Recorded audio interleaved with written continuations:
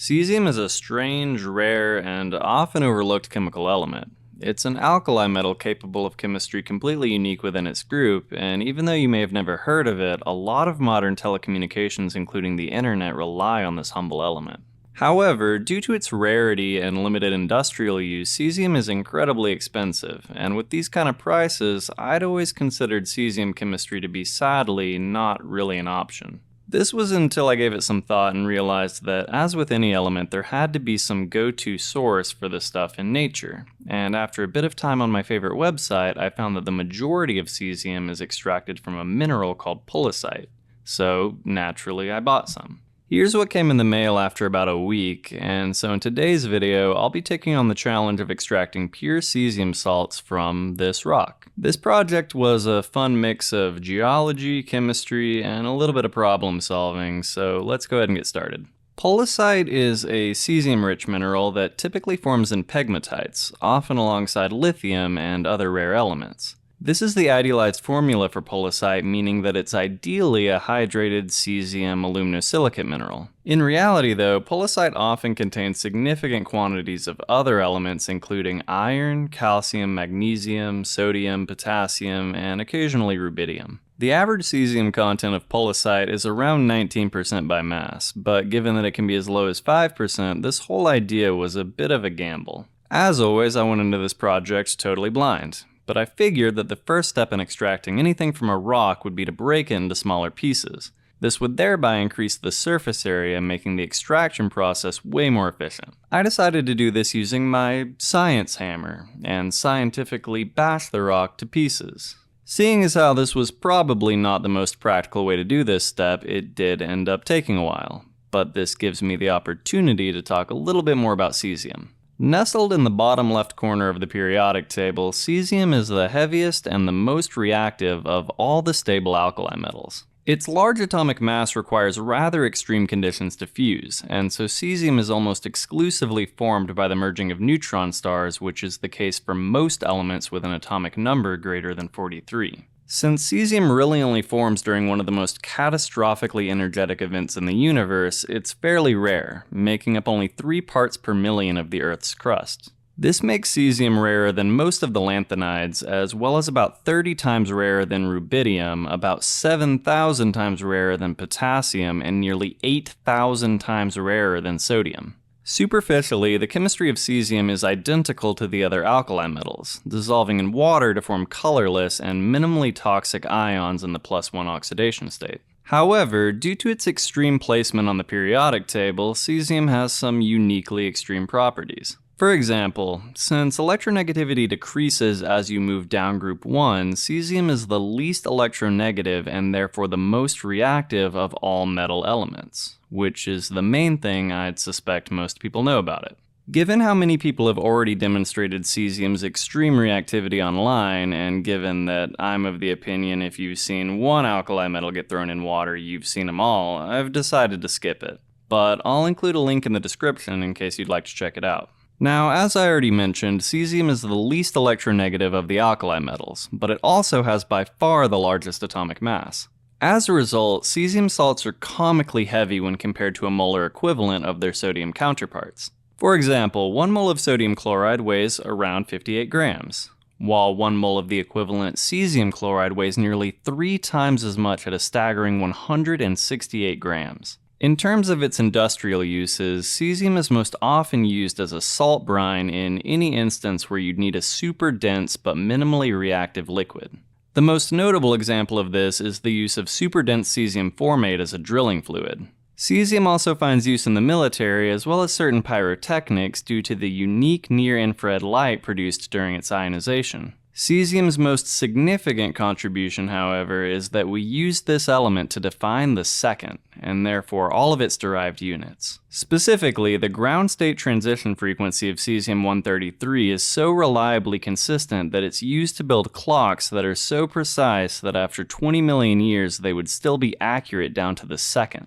This unparalleled precision allows for systems that depend on extremely precise timing of signals, such as the internet, which would not be possible in its current form without cesium clocks. I do find all of this truly fascinating, but if you've seen any of my videos before, you already know that what I'm truly after here is using cesium for practical chemistry.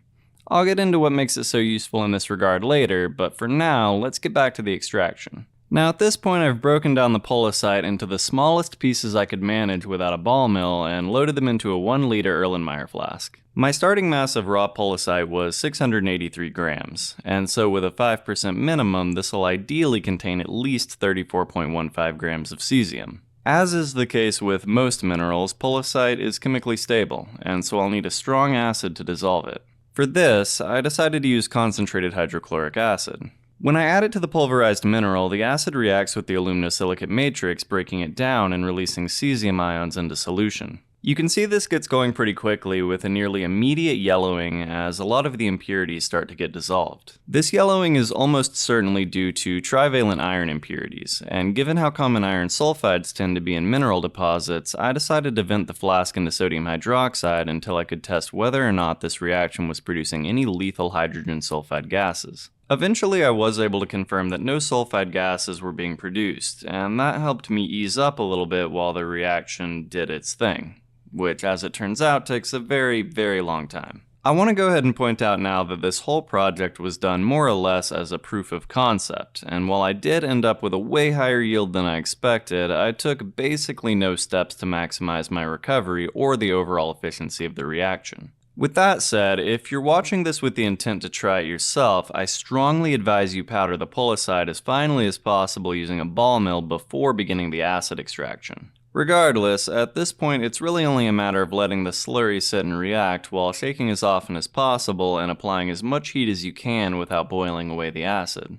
My original idea for this step of the process was actually an azeotropic reflux of the hydrochloric acid, but what I hadn't planned for was that the thick layer of dense sediment caused an intense bumping when I tried bringing this to a boil. Worried that this would end up destroying my flask, I begrudgingly settled for maintaining this around 75 degrees Celsius over the course of around 8 hours. At this point I went ahead and cut the heat, allowed all of this to cool down to room temperature, and then added 200 ml of water to aid in the extraction. After shaking this thoroughly and giving it some time to settle, I next decanted off as much of the cesium extract as I could through a coffee filter. This was done to help remove any solid impurities from my extract, which is a step I strongly advise not skipping. I then went ahead and rinsed the sediment a second time with some more distilled water, and then repeated the filtering step, which left me with about a half liter of filtrate. This clear, yellow liquid contains cesium chloride, along with the dissolved chlorides of several impurities, most notably sodium, potassium, aluminum, and clearly iron. In order to now isolate and purify the cesium, I came up with two different ideas that I figured would probably work best.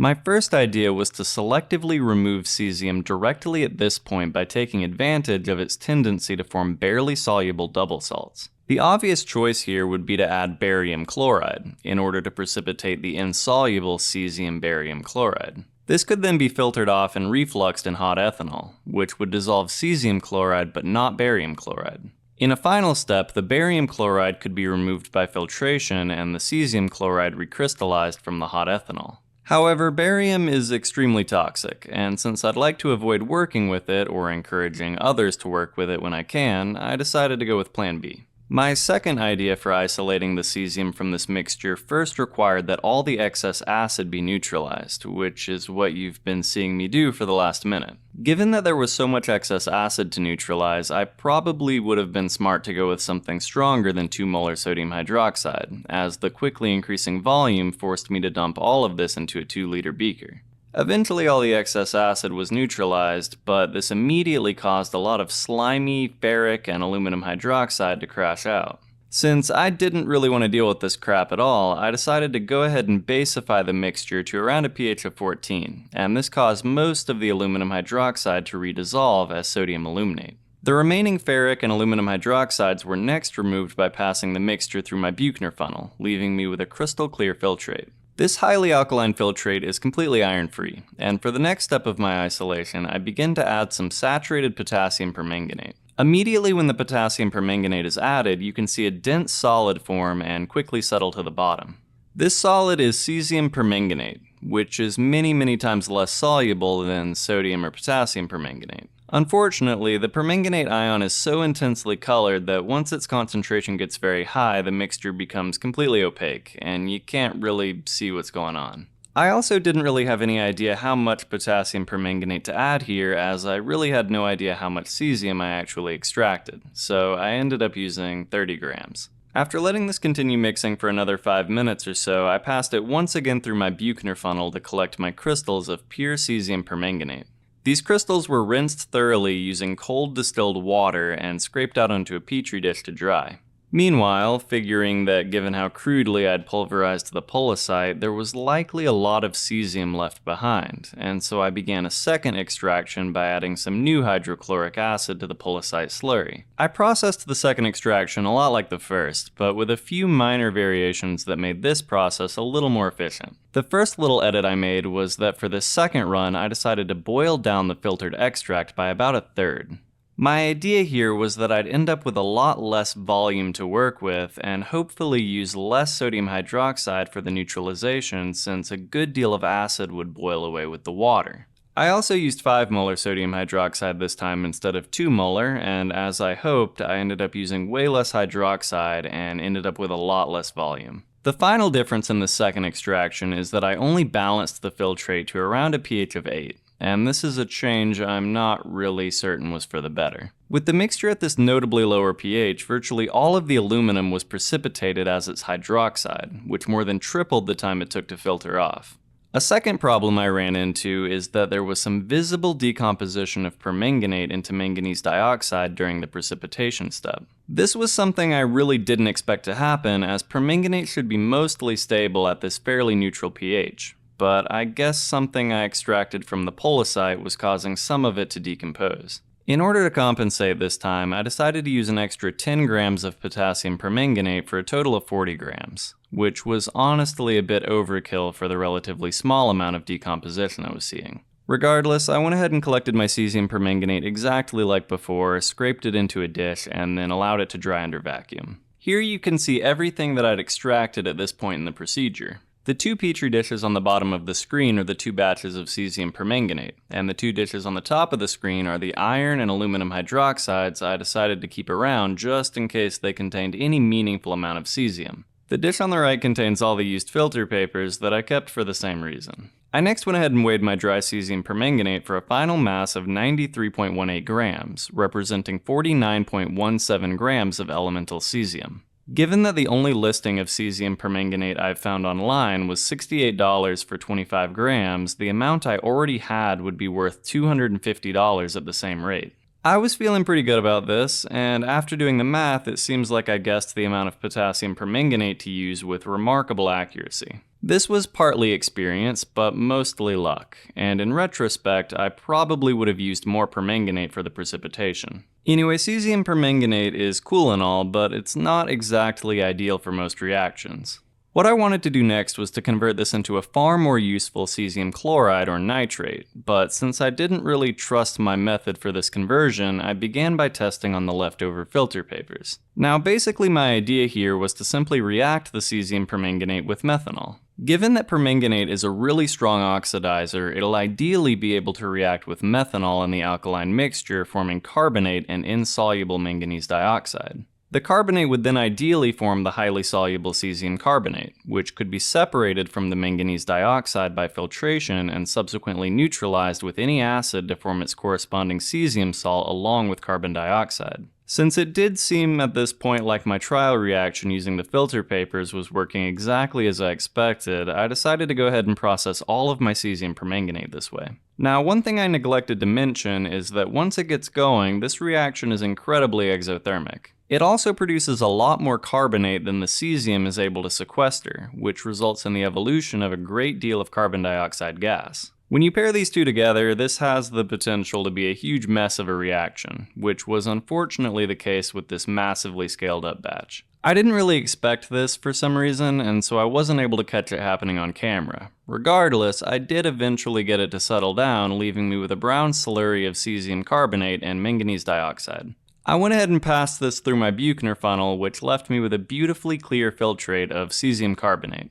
This was immediately poured into a beaker and slowly acidified with concentrated hydrochloric acid until no more bubbles of carbon dioxide were produced. I then transferred the beaker to my hot plate and boiled down the mixture from nearly 400 milliliters to just around 40, and then I took it off the heat and allowed it to cool. However, even after boiling off most of the water, no cesium chloride would crystallize. This is because cesium chloride is insanely soluble compared to its sodium or potassium counterparts, and the only way I could think of to get any crystals to form was to pull off some excess water by adding 20 milliliters of 99% isopropyl alcohol. To my surprise, this actually worked pretty well, and after a few hours, beautiful crystals of pure cesium chloride had formed. These crystals are a nice square shape, similar to sodium chloride, although given sodium chloride has a virtually flat solubility curve, I've never really tried growing crystals of the stuff. I went ahead and chilled the beaker below freezing to crystallize as much as possible, and then collected my crystals in the vacuum filter. This first batch only amounted to 22.74 grams, or 36.5% of my theoretical, and again, this is due to the extreme solubility of cesium chloride. In order to collect the rest of my cesium chloride, I really had no choice but to evaporate the saturated cesium chloride to dryness, and then fully dry the calcified salt cake under vacuum. This brought my yield up to 62.56 grams, or just about 100% of my theoretical, although collecting it this way almost certainly drove the purity down.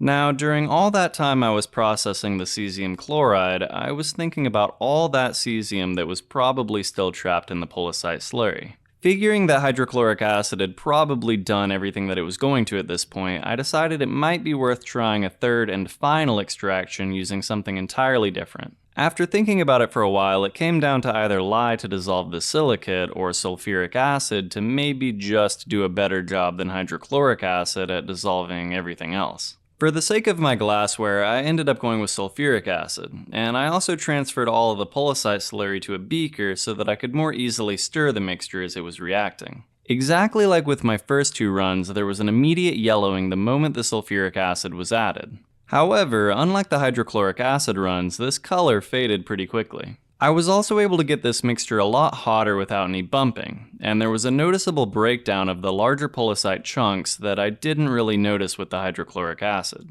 After allowing this to continue reacting at around 125 degrees Celsius for 6 hours, I allowed it to cool somewhat and then added a few hundred mils of water to help once again aid in the extraction. I then went ahead and left this alone for a few hours in order to let it cool down completely, but what I came back to was somewhat unexpected. Unlike the hydrochloric acid extracts, the sulfuric acid extract had formed a distinct solid layer of salt on top of the silica slurry. It took me a few minutes to figure out, but I eventually realized that this was Caesium Alum. As you may or may not know, alum is a very common double salt of aluminum and potassium with sulfate. However, any monovalent cation can be used in place of potassium, with sodium and lithium alums being much more soluble than the potassium version, and rubidium and cesium alums being much less soluble. In fact, Cesium Alum specifically is so slightly soluble that it's virtually insoluble, and due to this little discovery alone, I would absolutely recommend using sulfuric acid over hydrochloric acid for the entire extraction. Now, in order to isolate pure Caesium Alum from this mess, I began by decanting the remaining solution in the beaker and then digging at the crystallized alum. It was kinda tough to tell where the alum layer stopped and the silicate layer began, so to be safe, I collected about a full 5 centimeters down. The crude alum was then transferred to a beaker of boiling water to dissolve as much as possible, and then vacuum filtered while still extremely hot to remove any insoluble impurities. You can actually see here that during the filtering step, the alum began to crystallize in my filtering flask. This alone really speaks to how crazy insoluble Caesium Alum is, given that the filtrate here was still well over 80 degrees Celsius. After the filtering step was done, I threw the flask on my hot plate and brought the Caesium Alum solution back up to a boil so that I could actually get it out. Once it had all redissolved, I quickly poured it into a new beaker, which immediately caused the Caesium Alum to begin to crystallize. Since I had never seen anything crystallize at such a high temperature before, I decided to record it for a 30-minute time lapse.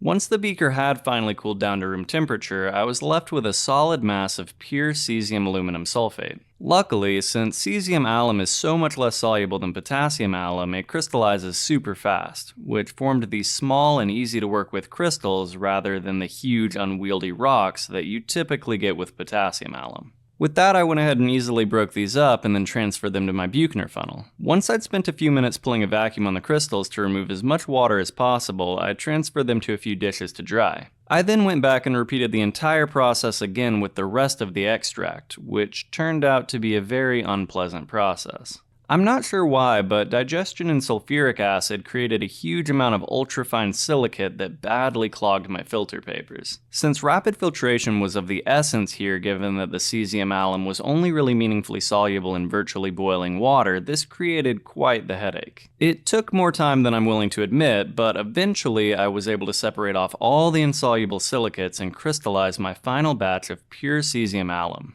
This was again collected in my Buchner funnel, transferred to a dish, and then dried on my desk for a few days. At this point, I figured that the pollucite was virtually exhausted, but since I hate to throw anything away, I decided to transfer it to a bowl and set it aside to dry. Now at this point, I had a truly insane amount of Caesium alum. Given that the molar mass of cesium aluminum sulfate dodecahydrate is 568 grams per mole, this was somewhat expected, but still kinda crazy to see. I decided to set aside about 34 grams of the Caesium alum in case I wanted to do something else with it later, and the rest I transferred to a 1-liter beaker. In total, my mass of Caesium alum was 356.1 grams, but given that some of it hadn't had enough time to dry completely, I'd knocked this number down a bit. Now at this point, it was once again time to convert this to a more usable cesium salt. And since I'd already made cesium chloride, I figured this time I'd make some Caesium Nitrate. I decided that since it worked so well before, that I'd once again go through a cesium permanganate intermediate, and to this end, I began by dissolving 110 grams of potassium permanganate in about 500 milliliters of boiling water. This represented an 11-gram excess of potassium permanganate, assuming the 356.1 grams of Caesium alum was completely dry, which, to be clear, it definitely was not. Once the potassium permanganate was completely dissolved, I began to slowly add the Caesium alum under constant stirring. The idea here was that although Caesium alum is quite insoluble, Caesium permanganate is even less soluble. Therefore, the Caesium alum will ideally dissolve in the hot water, where it will then immediately react and reprecipitate Caesium permanganate. Once I had added all the alum, I let this continue reacting under constant stirring as it cooled down to room temperature. At this point, I once again collected the Caesium permanganate crystals in my Buchner funnel, and after pulling off as much liquid as I could and thoroughly rinsing the crystals, I transferred them directly to a new beaker for the final reaction. I figured the drying step was honestly a waste of time, and at this point, I was starting to get tired of all the permanganate. I once again added an arbitrary volume of anhydrous methanol to the Caesium permanganate crystals, and this time, since I knew to expect a violent reaction, I left the camera filming. As you can see, it does take a while to get going, but once the reaction is in full swing, it's insanely aggressive. For a moment, I was actually worried that even this beaker wouldn't be large enough to contain it, but luckily it didn't spill over. As a quick side note, I got a lot of really cool video clips filming this project that I can't really let play out in their full without ruining the pacing of the video. A lot of you have also voiced in the comments wanting to see some of these more unique reactions played out in full at normal time speed so that you can really see what's going on. To sort of compromise these two things, I've decided to put full uncut clips of all the more interesting looking reactions at the end of the video. I'll also be sure to add timestamps where appropriate so that you can find whatever you're looking for. Anyway, once it was allowed to cool, I once again filtered off the manganese dioxide, leaving me with a clear alkaline solution of cesium carbonate. This was again carefully neutralized like before, only this time using nitric acid in order to form Caesium Nitrate rather than hydrochloric acid to form Caesium chloride. The mixture was once again boiled down, this time to around 150 milliliters, at which point the beaker was taken off the heat and allowed to cool. Unlike Caesium chloride, Caesium Nitrate is notably less soluble than its sodium or potassium counterparts. This means that I can crystallize the vast majority of it and obtain highly pure crystals without a significant amount of it going to waste in the filtrate. The crystallization was honestly really nice to watch, so I'll give this a second to play while I catch my breath. If you'd like to skip this and resume the video, feel free to skip to the time shown on screen.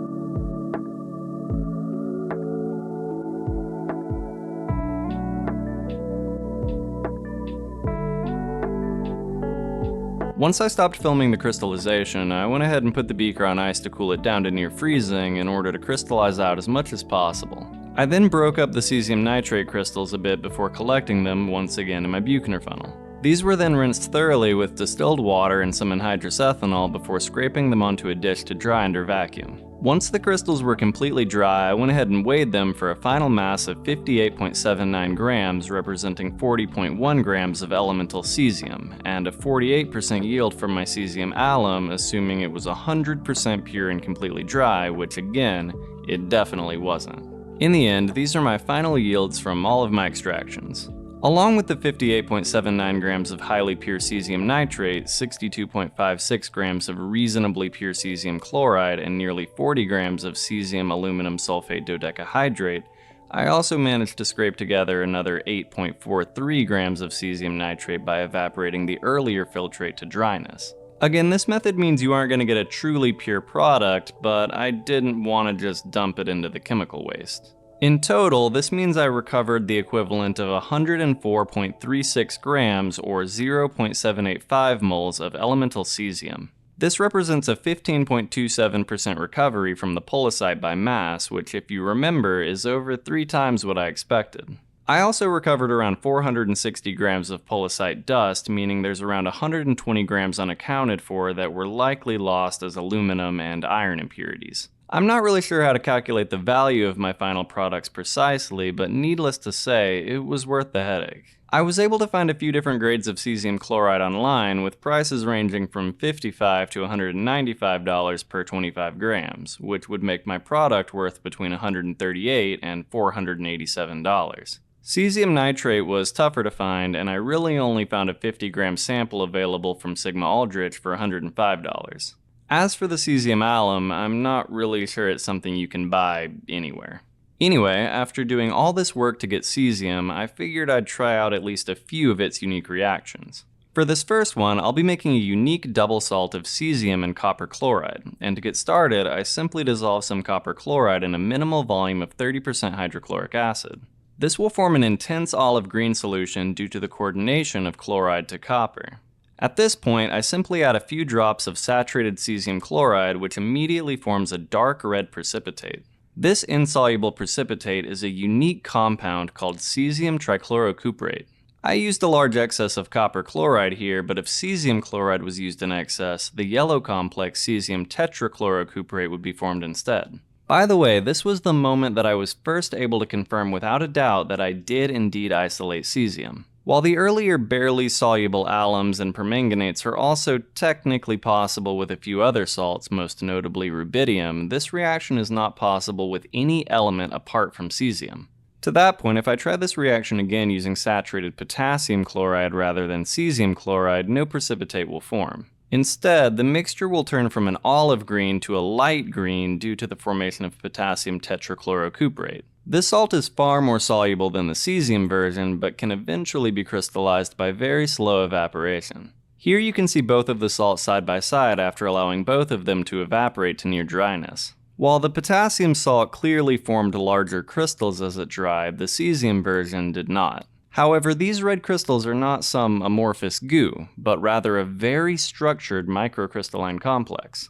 To better visualize this, I placed a small sample of the compound under a microscope. Here first at 40, then 100, and finally 400 times magnification, it becomes clear that the complex is a very well-ordered crystal. Since I already had my microscope out, I figured I'd try conducting the reaction on the slide itself, which turned out to be absolutely stunning. To do this, I simply placed a drop of the copper chloride complex onto a slide, and then slowly introduced a drop of the cesium chloride. As soon as the cesium chloride came in contact with the green copper chloride, long orange needles began to form seemingly from nowhere. I tried this a few more times, and then I figured it might be cool to try to capture the reaction a totally different way. For this final run, I tried placing a few crystals of copper chloride onto the slide about 1 millimeter from a few crystals of cesium chloride. I then placed 1 drop of concentrated hydrochloric acid onto the slide in the hope that they would each begin to dissolve and then crystallize somewhere in the middle. As you can see, this worked out decently well. Although again, it was kind of difficult given things tended to move around a bit more than I would have liked once any sort of liquid was added to the slide. Anyway, both the potassium and the cesium versions of this compound dissolve readily in excess water to form light blue solutions typical of copper chloride.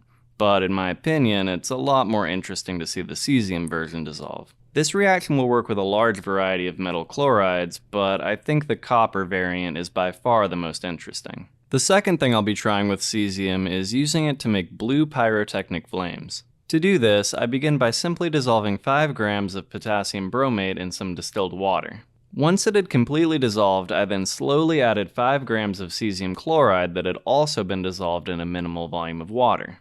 This immediately turned yellow, and after a few seconds, the barely soluble cesium bromate began to precipitate. As a side note, the yellowing here is not typical, and it's likely because my homemade cesium chloride is still hanging on to some amount of acid.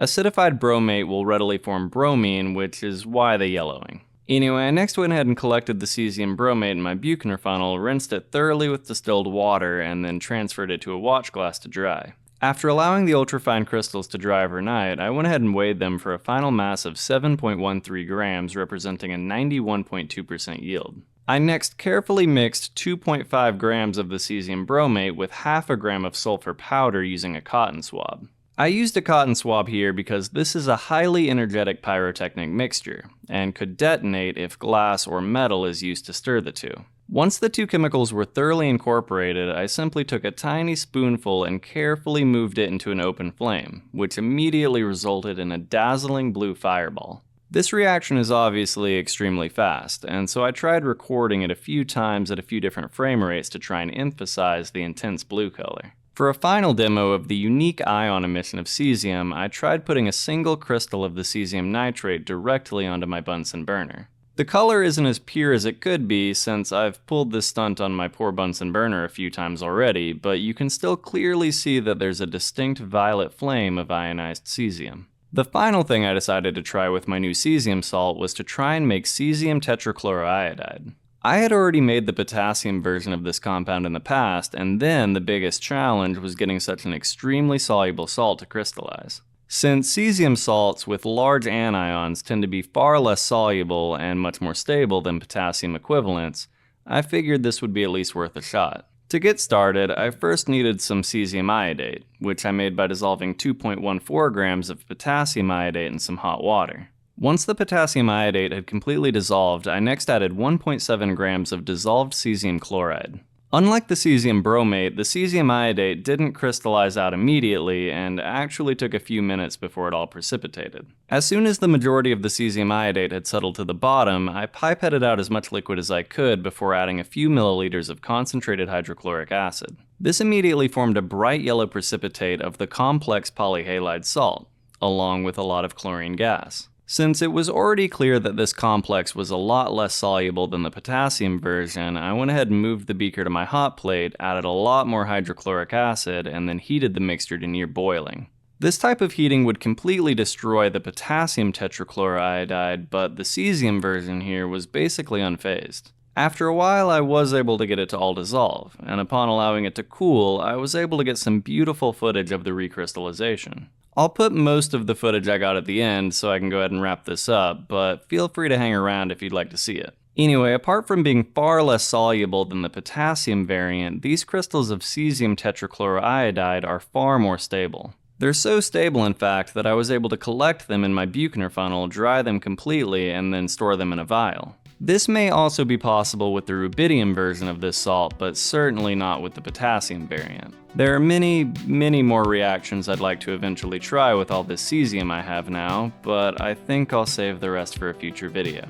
If you enjoyed this deep dive into rare earth chemistry, don't forget to like, subscribe, and let me know in the comments what other extractions or experiments you'd like to see me tackle next. As always, I want to give a sincere thanks to those of you kind enough to support my work here on YouTube. It means a lot to me, and it makes a real difference in the type of projects I can afford to do. As always, thank you all for watching, and I'll see you next time.